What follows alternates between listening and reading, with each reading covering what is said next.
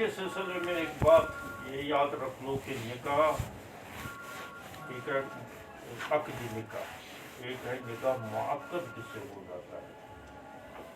महर का जहाँ तक ताल्लुक है कि महर जो है मुतय्यन भी कर सकते, एक सूरत इसकी है अगर मुतय्यन महर नहीं किया तो महर देना पड़ेगा, माली मिसल जिसको मसला मालूम है आज़ाद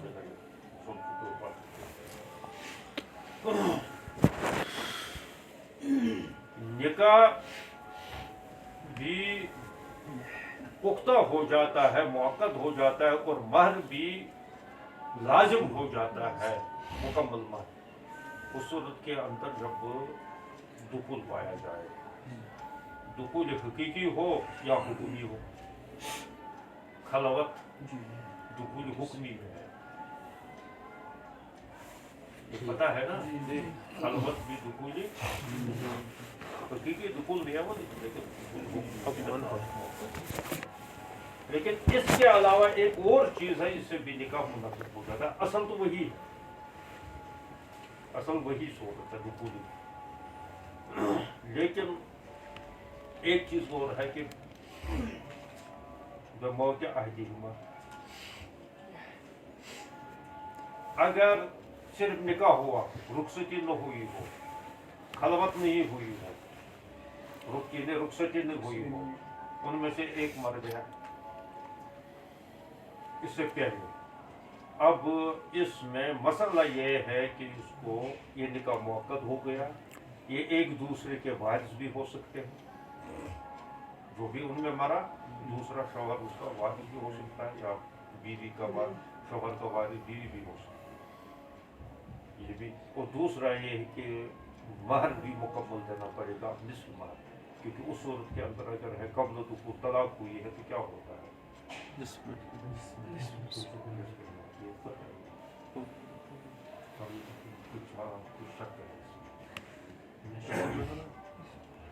जिसमें मार मुतय्यन कब्ल खलवत अगर क्या हुआ तलाक हुई हो तो क्या होगा, निस्फ मार हो, वो भी उस सूरत में जब मुतय्यन, और अगर मुतय्यन हो तो फिर मुता होगा, मुता मत होगा। वैसे मुता भी उसको कहते उसको मुता भी, लेकिन वो मुता ठीक वाला मुता नहीं है। खैर ये तो मसला है, लेकिन यहाँ जो है ना मौत अहदिहिमा निकाह मुअक्कद हो जाता है। ये मसला कहाँ से अखज़ हुआ है? हज़रत अब्दुल्लाह इब्न मसूद रज़ियल्लाहु तआला अन्हु से एक शख्स ने इस किस्म का सवाल किया कि इनमें से दो की मौत एक हो गया, इस मसले में क्या हुक्म है? तो इस सिलसिले में कोई हदीस उनके पास नहीं थी, तो वो निकाह का होगा, ये सोच कर जवाब बताओ कूफा के अंदर थे उसको। आज कल करते करते एक महीना गुजर गया, नहीं जवाब मिले, वो इस पर सोच रहे, शायद रोज विचार आ रहा है हमारा मसला हो गया, क्या सोचा आपने? मैं बता दूंगा अभी सोच रहा हूँ। एक 10 दिन उसने ऐलान कर लिया, उसने कहा आज मैं उस मसले का जवाब बता दूँ, तो ऐलान कर लिया, उसने कहा कि उसको माजी मिसल मिलेगा, तो ऐसा ही मसला था जहाँ माजी मिसल वाजिब होता है, माजी मिसल ज़्यादा कम हो ज़्यादा और उसको वरासत में फैसला ये अब्दुल्लाह इब्न मसूद, लेकिन ये सारा उनका इज्तिहादी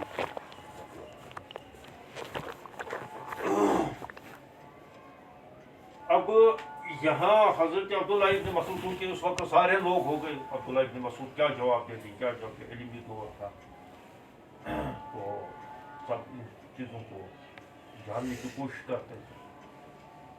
तो उसमें एक शख्स कहा है, क्या नाम था उसका, मालिक बिन सनान, माकिल बिन सनान। माकिल बिन सनान उठा, उसने कहा कि ये जो आपने फैसला किया आज, यही फैसला हमारे खानदान के एक लड़की के साथ हुआ था, बिरवा बिन्त वाशिक, बिरवा बिन्त वाशिक, भाप निकालो, ये रवा इनकी वाशक़त। तो उसके बारे में हुज़ूर सल्लल्लाहु अलैहि वसल्लम ने यही फैसला किया, उनका वाक़ा भी ऐसा ही हो गया था। ये वाशक़त निकालो हो गया था, फिर और के बारे में यही फैसला किया। हज़रत अब्दुल्लाह इब्न मसूद फरमाते हैं कि मुझे इतनी खुशी हुई कि भाई उसको एक महीना सोचना पड़ेगा जिस मसले के बारे में, और वो फिर बाद में क्योंकि इज्तिहाद बहरहाल ये शक के दायरे में होता, पता नहीं मेरे समझ में सही आया या नहीं आया।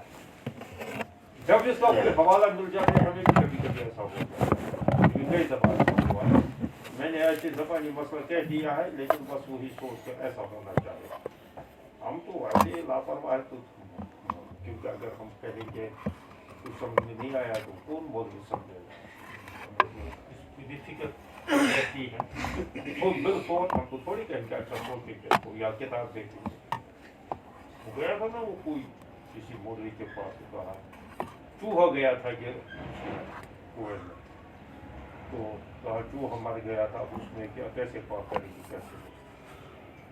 तो अब उसको मसला कम वक्त को मालूम नहीं था, कह रहे कि उसमें से कितने डोल निकाले जाएंगे, किस तरह पाक।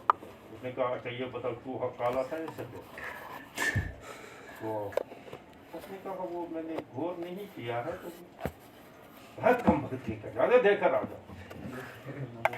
वो जब उधर गया तब तो किसने किताब देखी, सीधे कह दिया मैं किताब देखूंगा। तो बाद में जब हवाला मिल जाते बड़ी खुशी हो जाती है, चलो मेरी मसले की तारीफ अब हवाला मिल गया। अब्दुल्लाह इब्न मसूद कहते हैं कि इस्लाम लाने की खुशी तो बहुत वो तो बड़ी थी, लेकिन उसके बाद मुझे ऐसी खुशी कभी नसीब नहीं हुई जितनी मुझे इस हदीस के सुनाने से, कि जब उसने ये सुनाया तो मुझे बड़ी खुशी हुई है अल्हम्दुलिल्लाह कि मेरा इज्तिहाद जो है हुज़ूर सल्लल्लाहु अलैहि वसल्लम के फैसले के मुवाफिक पड़ गया। क्योंकि इससे पहले मैंने बड़ा तलाश किया था, उधर तो मालूम भी किया था, कोई रिवायत नहीं है। ये है इसका खुलासा। चलो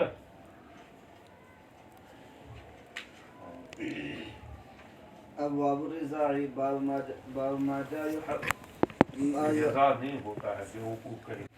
बाब अब्वाब रिज़ाई बाब मा जा इन के साथ है रज़ा।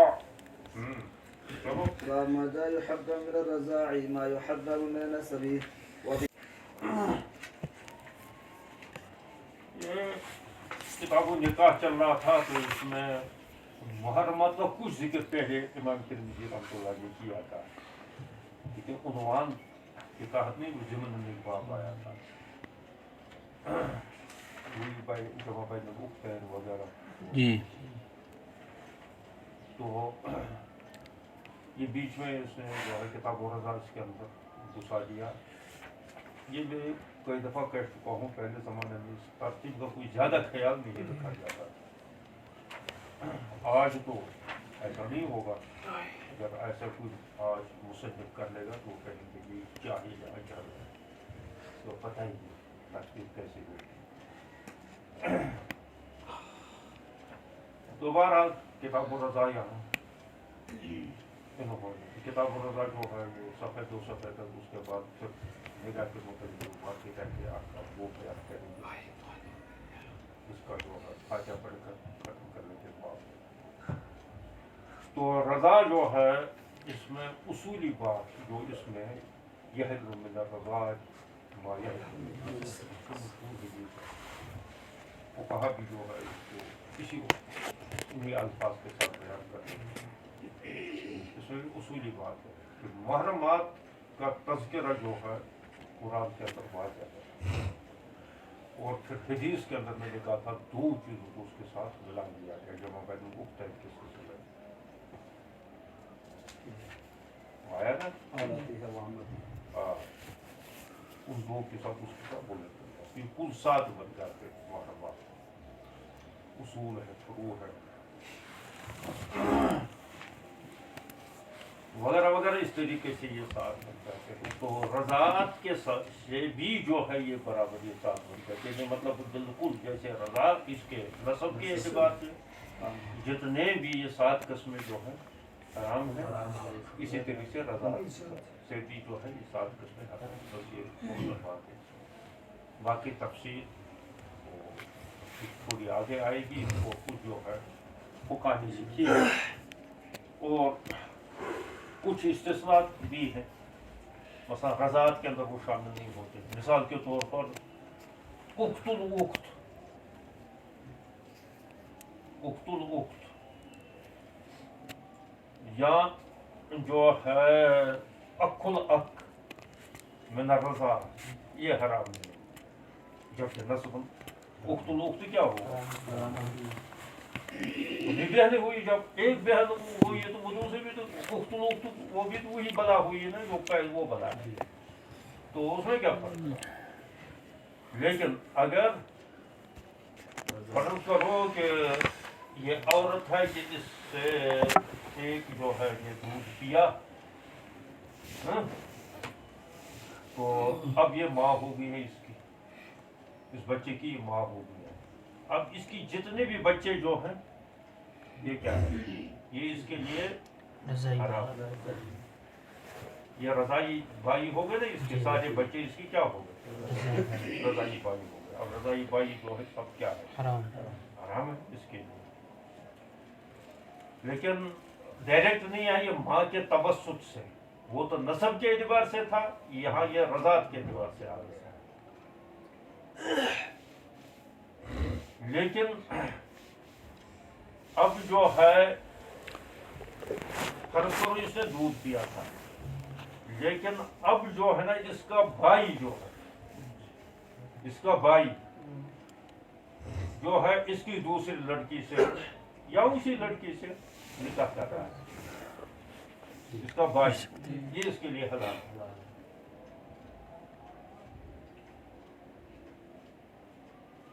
یہ حالانکہ یہ اس کے لیے کیا ہے؟ یہ اخ الاخ ہے اس کے لیے.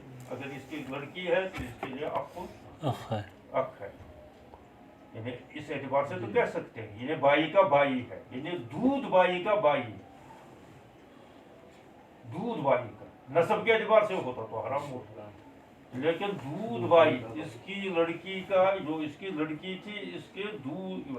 لیکن یہ دونوں میں سے ایک ہونا چاہیے, ایک طرف تو دونوں میں سے ہونا چاہیے. اب جو اگر ایک طرف بدل گیا, دونوں میں آپس میں رشتہ نہیں ہے, ایک بدل گیا, مثلا ادھر سے اس کا بھائی تھا, اس بھائی نے جو ہے اس کے ساتھ اس لڑکی کے ساتھ رشتہ کیا ہے یا اس کی بہن کے ساتھ کیا ہے, اس میں کوئی حرج نہیں ہے. یہ مستثنا ہے. چلو باب ما جاء في لبن الفحل وحدثنا حسن بن علي قال حدثنا ابن نمير. فال سے مراد مرد شوہر,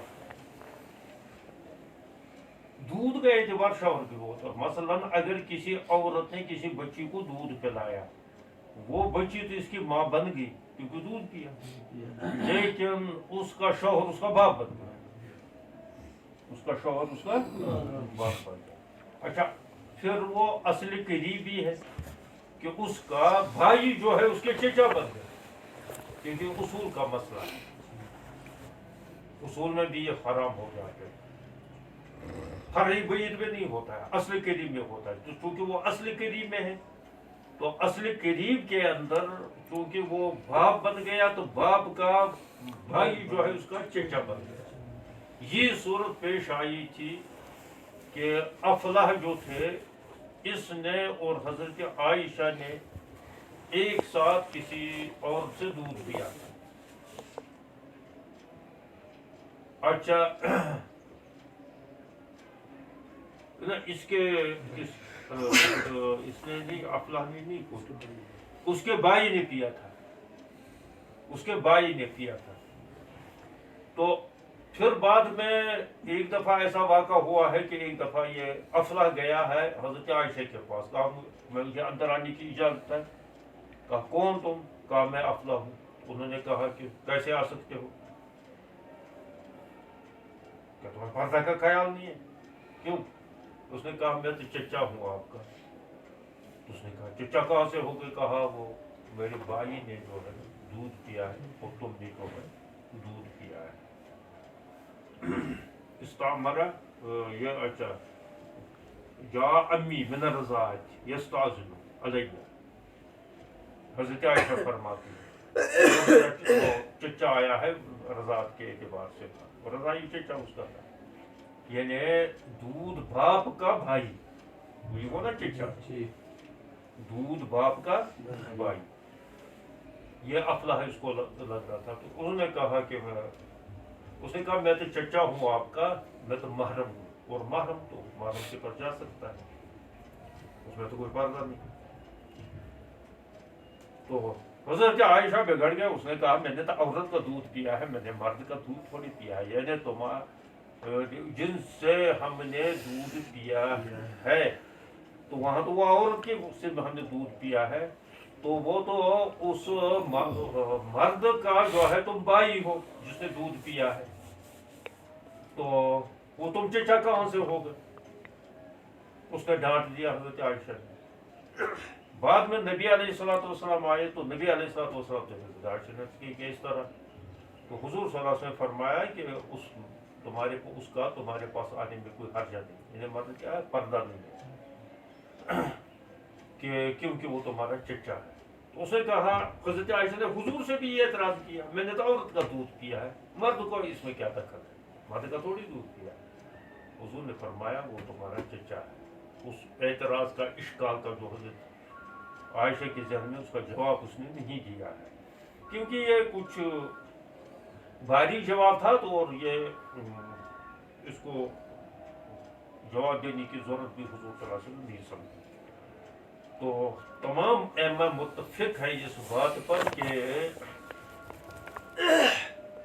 दूध के अंदर रिश्ते का एतबार औरत का भी होता है, मर्द का भी होता है, यानी उसके शौहर का भी होता है, उसके रिश्तेदार भी इसके रिश्तेदार बन जाते हैं, यानी उसका भाई इसका चचा बनता है, उसके बेटे जो है उसके भाई बन जाते हैं, और उसके चचे के बेटे उसके भतीजे बन जाते हैं वगैरह। जिनके साथ फिर निकाह हो सकता है उनके साथ निकाह होगा, जिनके साथ नहीं हो सकता उनके निकाह नहीं हो सकता। मतलब चचेरे भाई के साथ वैसे भी निकाह हो सकता है, नसब के एतबार से, रज़ात के एतबार से क्यों नहीं होगा, चचेरे भाई के साथ दूध के एतबार से, लेकिन चचा के साथ तो निकाह नहीं हो सकता है, न नसब के एतबार से न रज़ात के एतबार से। तो वहाँ तो मर्द का ही एतबार हुआ, क्योंकि चचा तो वो मर्द ही के वास्ते से बनेगा और उसके वास्ते से नहीं बनेगा। باب ما جاء لا تحرم المسة ولا المستتان وبه قال حدثنا محمد بن علي بن حضرت عائشہ کی ایک شرائط، مثلا ایک شرط یہ ہے کہ مدت رضاعت کے اندر بچہ مدت رضاعت کے اندر ہو، وہی 2 سال 2.5 سال کا وہ بھی بڑا ہے، احناف کو دوسرے صاحب کے نصیبی وہ تو ہے، وہ الگ مسئلہ ہے، لیکن ہے بہرحال اسی مدت کے اندر بچہ پی لے تب وہ جو ہے حرمت ثابت کر لیتا ہے، بڑا ہو کر تو کم وقت پی لے، ہاں کبھی کبھی تو ایسے ہی کم وقت ہوتے ہیں اس پر تو بھروسہ نہیں، بیوی کا دودھ پی لیتے ہیں تو جو ہے اس سے حرمت ثابت نہیں ہوتے ہیں، اگرچہ پینا حرام ہے اس کو حرام حلال سے کیا جائے، پی لے گا یہ ٹوٹے والوں کے لیے تو سب گدا گوڑا حلال، جتنا بڑا نور جمال اتنا گدا گوڑا سب حلال۔ تو یہ ہے مدت رضاعت کے اندر۔ اچھا اب اس کی کوئی مقدار ہے یا نہیں ہے؟ اصل میں یہ روایات کے اندر یہ کچھ ہو گیا ہے، تو روایات کی وجہ سے امام شافعی رحمۃ اللہ علیہ یہ فرماتے ہیں کہ 5 بار جب یہ نور الانوار کے ذریعے واجب مسئلہ آ چکا ہے کہ 5 بار جب پی لے گا تو تب جو ہے۔ امام احمد بن حنبل رحمۃ اللہ فرماتے ہیں کہ حدیث کے اندر آیا ہے لا تحرم المسۃ ولا المستان، اس کا مطلب یہ ہے کہ اب تیسرے بار جب پڑھا تو مفہوم مخالف سے وہ استعمال کر لیتے ہیں۔ امام احمد، امام ابو حنیفہ اور امام مالک رحمۃ اللہ وہ یہ کہتے ہیں کہ نہیں، 1 قطرہ بھی بس، البتہ یقینی سے پینا چاہیے، تو لہذا وہ بھی حرمت ثابت کر لیتا ہے۔ تو یہ خمسہ रज़ातिन की रिवायत जो है हज़रत आयशा से आ रही, वो कह रहे हैं कि कुरान के अंदर ये आयत बाज़ पढ़ी जाती थी पहले शुरू में, पता नहीं, हालांकि रिवायत सही है लेकिन इसको लिया नहीं किसी ने। तो उन्होंने कहा कि ये जो है, क्योंकि इसमें बड़ा एतराज़ होता है कि कुरान पाक के अंदर ये 10 रज़ात की बात थी, 10 रज़ातों का तज़किरा था, बाद में कहते 5 मनसूख हो गया, 5 का रह गया। तो वो 5 जो मनसूख हो गई है तो वो उसकी दलील कहाँ है, क्या है, इसमें बड़े मसले हैं। लेकिन इमाम शाफी रहमतुल्लाह ने 5 रज़ात का ले लिया इस रिवायत को। इमाम अहमद रहमतुल्लाह जब उसने ले लिया उस बिना पर वही मसतुम वाला मसत 2 बार आया है, इसका मतलब तीसरे बार किया है तो मफ़हूम वो कहते हैं कि नहीं, कुरान में मुतलकन कहा गया, वो महातुकुमुल्लाती अरज़ानकुम, तो अरज़ानकुम में मुतलकन आया है, और मुतलक जो है वो एक कतरे से भी हो सकता है, अगर एक कतरा भी फिक्र में पहुंच गया है, यकीनी तौर से पहुंच गया है तो वो हुर्मत साबित हो जाएगी। ये पढ़ना है आज।